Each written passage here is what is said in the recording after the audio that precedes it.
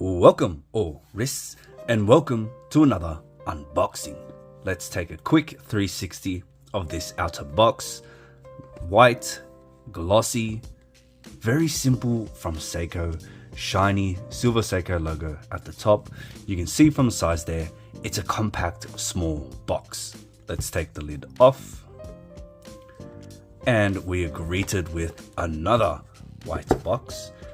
Again, shiny Seiko on the top. This time it's more of a matte finish with this faux leather lining. Feels very solid. Let's open her up. Here's the watch. I'll put the watch to the side for now. The pillow here, you can see it has this black felt material. Let's give it a squish. Very squishy. It's a nice size too, so it should accommodate a large variety of wrist sizes. But you can see there, it does collect a lot of lint and dust quite easily. Let's look inside. Same material that you would find on the pillow to match. We got this blue accent going along here as well. It's very nice. Pop of color. Here are my spare links, so it is sized to my wrist. We get our Prospex tag.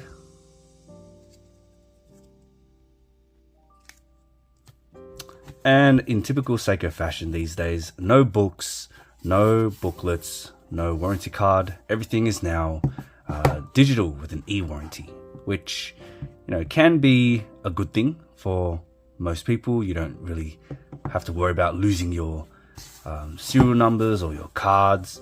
But now you don't get those little extra things that just make the unboxing experience a touch more special. Here it is. This is the Seiko Prospex GMT SPB383. And straight away, I notice the gold lettering and the gold hand contrasting very well against the black, and the red tip of the second hand there also contrasting very well. These two colors really just add a pop of color to the watch, but don't really take away from its overall theme. It still keeps it quite subtle and under the radar, so you still get that classic black coming through as the main theme, and really just keeps the watch neutral. These two colors, the gold and red, just help to break up the monotony of the black just a little bit. The dial here is a matte black. You can kind of see that texture coming through as I shine the light on it. The handset, very similar to the Marine Master handsets, a broad hour hand with a slimmer minute hand. We're getting half polished, half brushed as well for just a touch of flash, legibility, and just helps them appear visible against the black dial as well. Now again, that second hand has that red tip right there, and it just looks awesome gliding across this black. Now you'll see we get a minute track as well as this chaptering, so you can track another time zone. As you can see, it's not segmented into minutes. We get a marker for the 12 there, 1, 2, 3, and so on for 24 hours of the day. And we need that because if you look at the bezel insert, this is not your typical GMT bezel insert. This is a dive watch format. And so you kind of get best of both worlds here. You get a dive watch and a GMT all in one. But one downside is you can't really change the formation or positioning of that inner chaptering. So it is fixed there. However, the GMT hand, when you pull out the crown one notch, does move. Oh, that's the date there.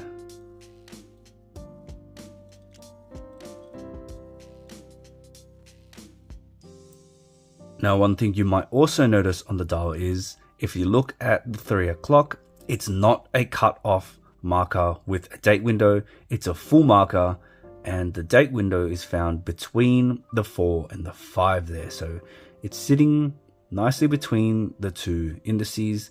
It doesn't really cut into anything. It's very non-intrusive, but I know it could be an eyesore for some people, because it does kind of throw the balance off. If you look at it, you know, once you see it, you really can't unsee it.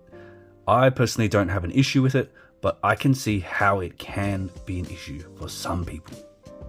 Looking at the bezel insert, you can see it's a glossy black insert, and based on what I've looked up online, this, I believe, is a ceramic bezel insert, which surprises me quite a bit because Seiko tends to use these steel lacquered bezel inserts which can still scratch, unlike this ceramic. So you get this, if it is a ceramic insert with a sapphire crystal, it's a great combo that really helps to just maintain its look, keeping it free of scratches with the very resistant materials.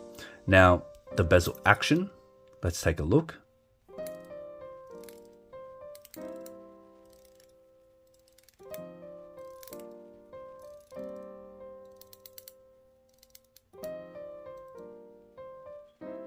Alright, so you can see everything lines up quite well, which I do notice in these more expensive Seiko watches. Everything tends to line up. They don't really have those alignment issues.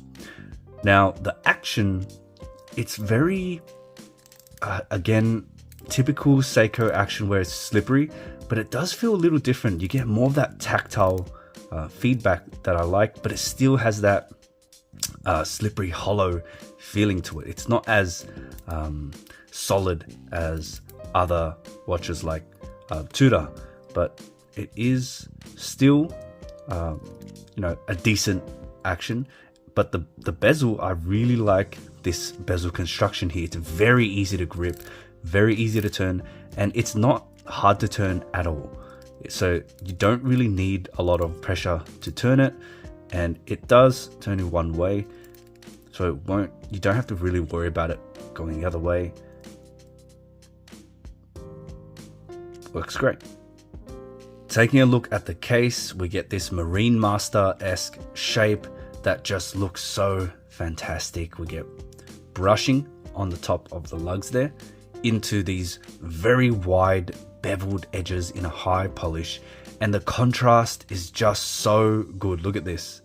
The transition is very sharp, very crisp, giving it that iconic look. And it's this case shape and finishing in conjunction with the smaller dial that really just helps this watch be a lot more wearable, because on paper it sounds quite big, but when you see it in person, the case shape and the dial just really helps to hide its size, and it just works so well. I mean, look at this construction. It's such a great look. The side profile there, very sleek. You can see it is quite a thick watch, but look at how thin they make this mid case look. The way those edges just come to that brushed edge there. Seiko does a really good job at their cases, in my opinion. You get drilled lugs, and what I like about this is each link has, you know, the holes for the pins as well, so it does look cohesive. You get holes here and holes all along the edges. Very easy to strap change because you get those drilled lugs. Crown right here, so it's out of the way. The bracelet, we get male end links, so it does extend that lug to lug just a little bit, but it does follow the contour or the slope of the watch, so you don't really notice the male end links there. Now, the bracelet feels very solid. I like the bracelets found on these Prospex watches. Now you get brushing on the top, and you can see there is a tiny bit of polishing between. You can see just a nice little accent, kind of helps it tie in with the case as well, the polished side. But I like that it's predominantly brushed so that it hides wear much better. And you can see they do have a slight curve profile to them as well, so it's not just a flat thread-link construction. It does have that curved look. The clasp here, we get the typical bulky Seiko Prospex clasp. Nothing wrong with it, to be honest. Solid. It's just very bulky. Now, the extension here, they could have done this extension better because it can be a little finicky where it hooks on, and it's stamped so it doesn't feel as substantial as the actual clasp, but it's there if you need it. And it does extend that clasp quite a bit, but you can see it does follow the same finishing to keep it very cohesive. And when it's on the wrist, you don't really notice this extension part at all, because you can see there they've given it some articulation, so it follows the same curvature and same direction of the links. You can see how it articulates to really just sit on the wrist nicely. Here it is on my 6.5 inch wrist, and despite how hard the case is trying to hide its dimensions, don't be fooled, it will still feel top heavy, and it does have a bit of heft on the wrist, but I quite like that because this is, you know, a diver and a GMT. It's nice to just have that feeling knowing that it's on my wrist.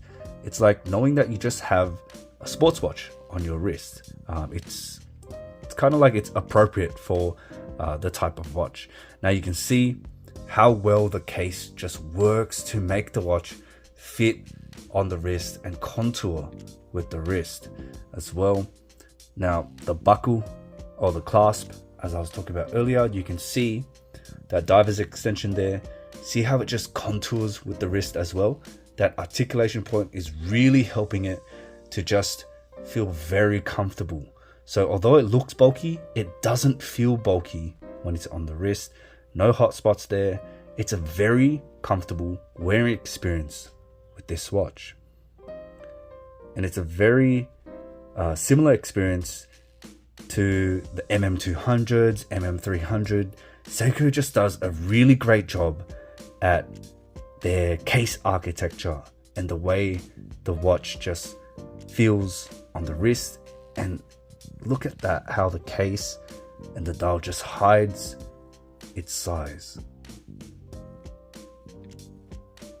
Okay, lights off, but I do have some sunlight trickling through a window, but you can already see that lume starting to shine through. And just take a look. You can't really be disappointed with Seiko lume. It's one of the best. It's very bright. We get lume on the hour markers, the hands, the GMT hand, the second hand there, and the lume pip here, but the bezel insert markings are not lumed. So it's just that pip there, but it's very good. It's quite bright. Now I did not take this into the sun. All it's been doing is sitting under my lights, and it's already starting to shine through. So Seiko always does a great job with their lume. There it is, guys. As always, once I spend more time with the watch, I'll do a more in-depth review, and let me know if I should compare this to the Seiko 5 GMT or even the Rolex GMT Master 2. Thanks for checking out the video, guys. If you liked it, give it a thumbs up and consider subscribing for more watch content. I'll see you in the next one.